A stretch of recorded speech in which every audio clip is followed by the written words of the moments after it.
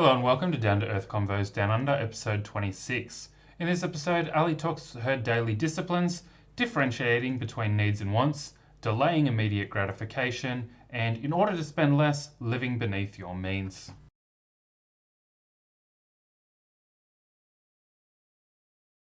Okay, hey there, Brad. How are you going over there? I'm doing pretty well, thanks, Ali. How are you? I'm good, thanks. It looks like you're still in the office. You're a hard worker, Brad. Oh, definitely. So let's get into some daily disciplines, your daily disciplines, and figure out how we can spend a bit less. What have you got for us, Ali? Well, if this is a good one. Now, it's pretty hard to make this topic exciting, you know what I mean? Some might say it's boring as, batshit, but it's very, excuse the expression. But when you think about having more money and what it can bring, better health, better opportunities and choice and all those material things like holidays, tropical island holidays and clothes and fancy cars and expensive clothes and jewelry, that's about as exciting as it's going to get. So I just want to put out that this is a very important topic. It's our mission to raise financial intelligence, especially amongst families. So I'm going to share a few of my daily disciplines to have more money, to become money savvy. So you're going to lead me into this. So I'm going to be talking about number one. Yeah, number one, you've got differentiating between the needs and the wants. So some people might say, well, that's obvious. What's a need is, things that are basically for survival, and wants are luxuries and all that good stuff. But have you got anything more concrete for us to really think about the difference between a need and a want, and how to approach those when spending? Okay, well, thank you for asking. Now, this is getting back to why we need to differentiate between a want and a need. We need to try and spend less than we earn. We want to live beneath our means and within our needs. And we can do this by differentiating between something that we really need for our survival, that is something that we really can't do without, or it's difficult. If we go without it, it makes things tough. So we've got our hierarchy of needs. We need food and water and shelter, and we need to have a sense of belonging. We need our purpose, which is to go to work, and all these sorts of things. We need clothing, education, all those things. And there's probably the easiest example I like to use to help people differentiate between a need and a want is like we need water. Like we need to have water. We can only last days without it. Air, thank goodness that air is something that we are blessed to have given to us. But so as opposed to water, things that we don't need, they become wants, which are like soft drink and chocolate milkshakes and coffees and alcohol. They're not necessary for our survival. We need food, so we can look at food being nutritious food that we can get from a supermarket and plan meals and have it at home cheaper, as opposed to maybe a want, something that we desire. A want is like a desire to go out for dinner and wine and dine and go to cafes. So it can get very expensive. So I just really want to bring this into people's awareness to the quality of life. You've heard me talk about this many times, and I'm going to be probably saying it a few times today, is the quality of life.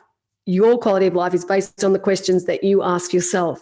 So my number one is to stop and ask yourself this quality question before you spend your hard-earned money, particularly if it's money you haven't got.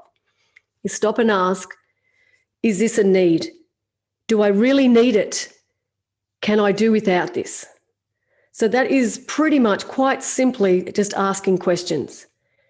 And I was taught this as a very young age. This is my number one principle that I was taught by my money savvy mum, Kath, because she used to take us to the supermarket, which was the ideal platform to teach lessons to our kids, the difference between needs and wants. And you only have to go down those shopping centre lines and look to the lollies and the treats and the junk food and the lolly water and all those things. They are absolutely not needs. As opposed to going to the grocery store part of the supermarket and you see beautiful fresh fruit and vegetables, they are needs. So that's what I just like to say. So when that quality question that you ask yourself is, do I really need this? Can I do without it? So of course, if you need to eat dinner, you need to prepare meals. So we need to go through the supermarket and ask quality questions. And when you find the answer, it's yes, well, you purchase it. And if it's no, you simply, quite simply, walk away. Or if it's online, click off the internet. And you will notice if you want to go the extra mile, you can record the savings, because we're going to be talking about when you differentiate and you use these daily disciplines, we want to use them daily, weekly, monthly, yearly, year after year, because this is a financial trait of the financially successful. This is a trait of the money savvy. So it's about being conscious of every dollar you spend and asking yourself first, do I need this? And not just, absent-mindedly throwing things into the cart. Would you say that's one way of thinking about it? Being very absolutely conscious of every single thing? Well, not necessarily everything, because it does all add up, but be consciously aware in a general sense even. And of course, we're not going to be going without. We've chatted about that. We're not going to be sacrificing, but especially on expensive items, when you're looking at purchasing something. So I just talked about the supermarket, but what about more expensive things like going on holidays you can't afford? But I'll be talking about that a little bit later, using different examples to get the message across. So, you've got to look at needs, and I was using those hierarchy of needs, and we need our home, our shelter. So, that's something we particularly need. But do we need all the accessories in the home when you're buying things like extra cushions and another couch for the spare room and upgrading everything? Do you know what I mean? I've seen this a lot in my lifetime.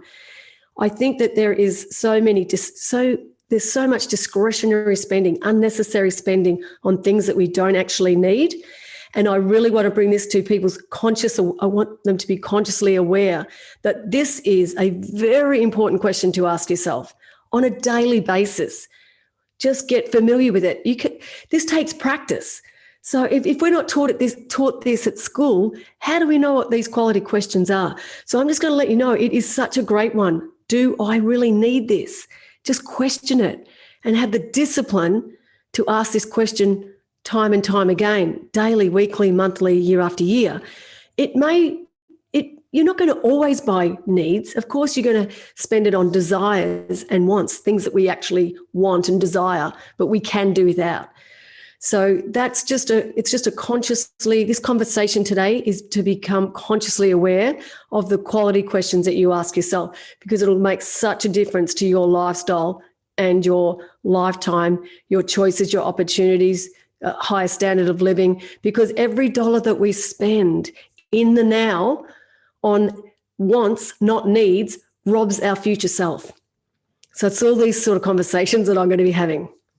Does that make sense? It makes sense. And I like what you say, that obviously no one's ever going to just spend on needs and never on wants, which brings us to daily discipline number 2.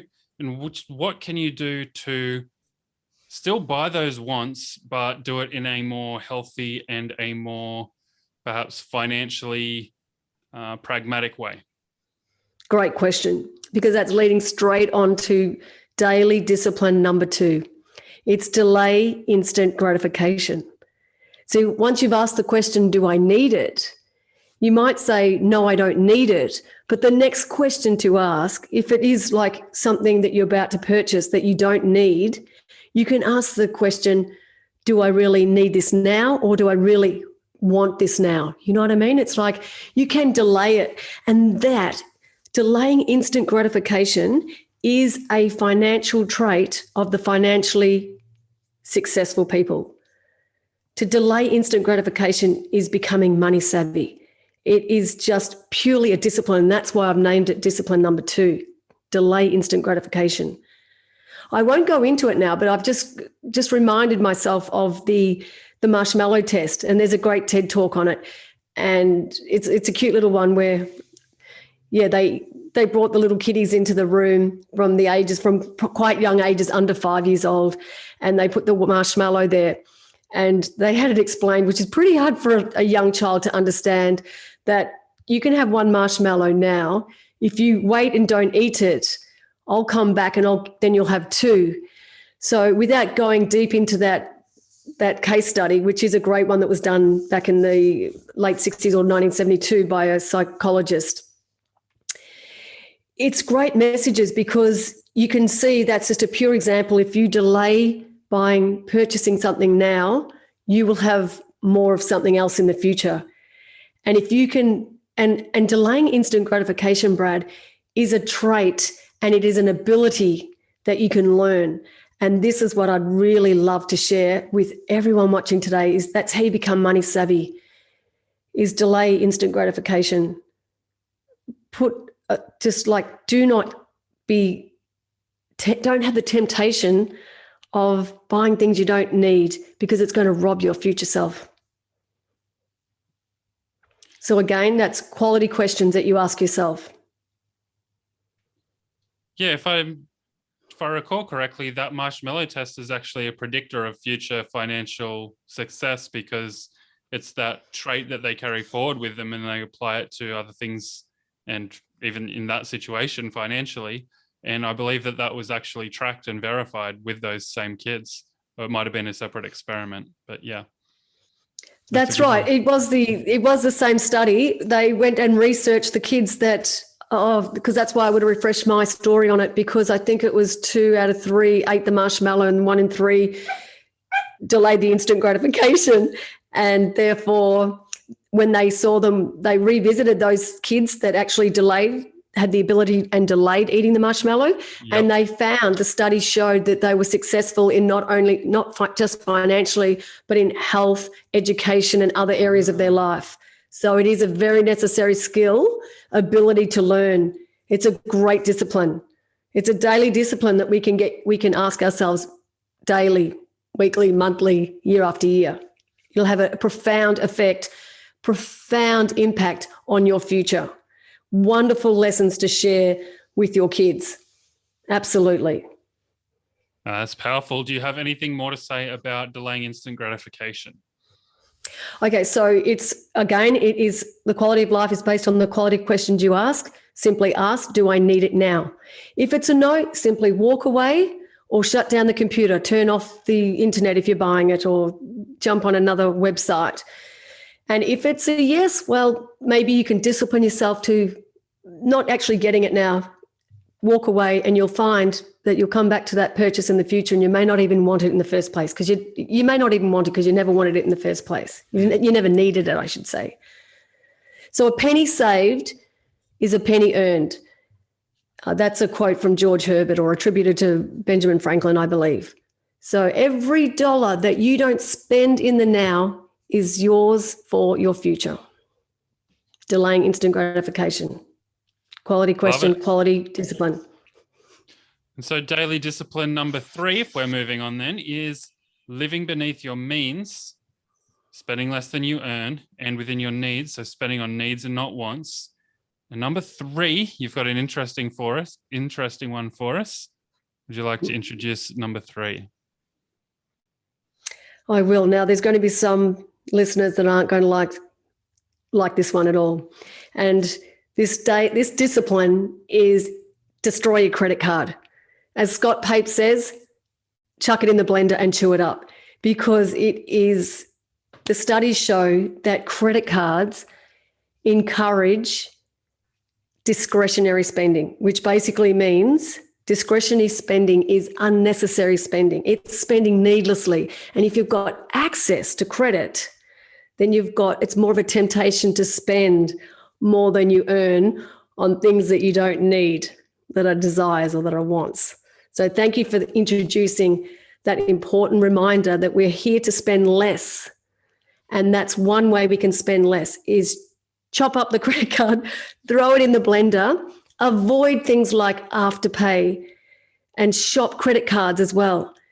If you can just have the discipline just to walk away from that, because if you need to have a credit card in the first place, it might be an indication that you're spending money that you may not have earned yet on things that you may not need.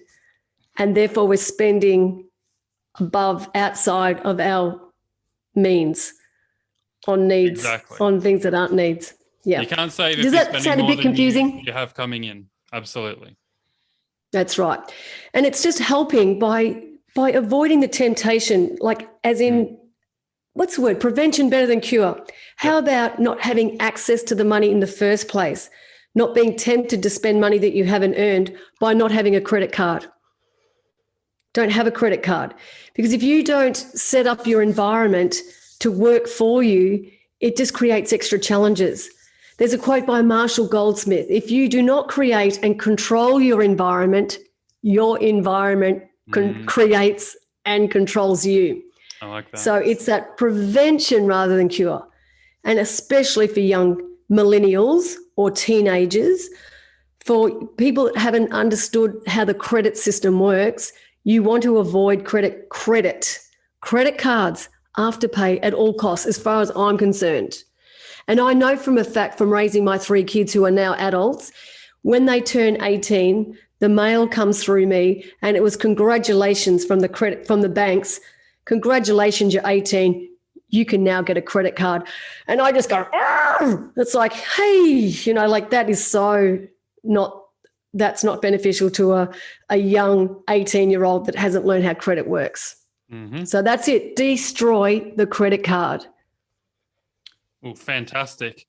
All right. Thinking about today's topics and daily disciplines, I think my takeaway would have to be knowing how much is coming in so that you know that you want to live within your means and spend less than that.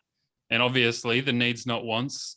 I think in practice, or in theory, everyone says, knowing the difference between a need and a want is very easy. But in practice, people will get tempted by that Coke or that chocolate milkshake or whatever it is.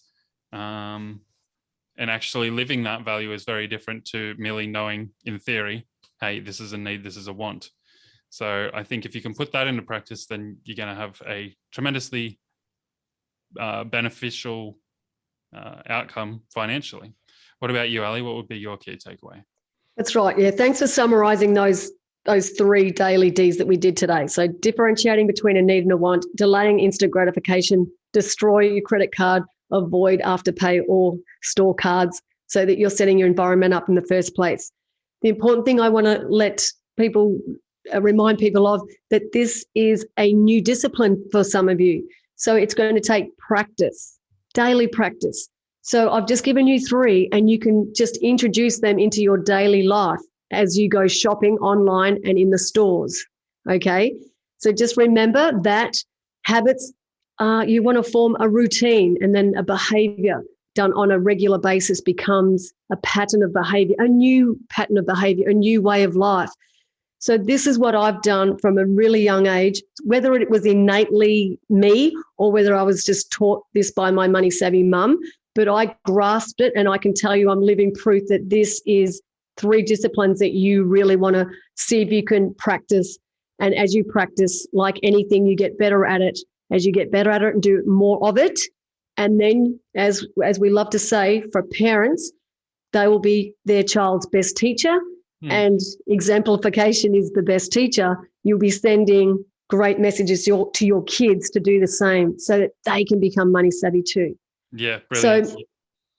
So as Aristotle said, I'm just going to leave that. Aristotle famously said, you are what you repeatedly do. So repeat this over time and become money savvy, and you will be setting yourself, your family, and your kids' future up to be more prosperous. For sure. Whether it was nature or nurture for you and for me, it's how we live. So it's part of our identity, and anyone can take that on at any time to avoid, cut, eliminate that discretionary spend and improve their status of where they are financially. And that'll have flow-on effects to other areas of life as well. Thanks for watching. If you like this one, be sure to like, share, comment, and subscribe, of course, to the channel, to the podcast. And if you've got any comments or ideas, be sure to put those below. They might turn into a future podcast episode.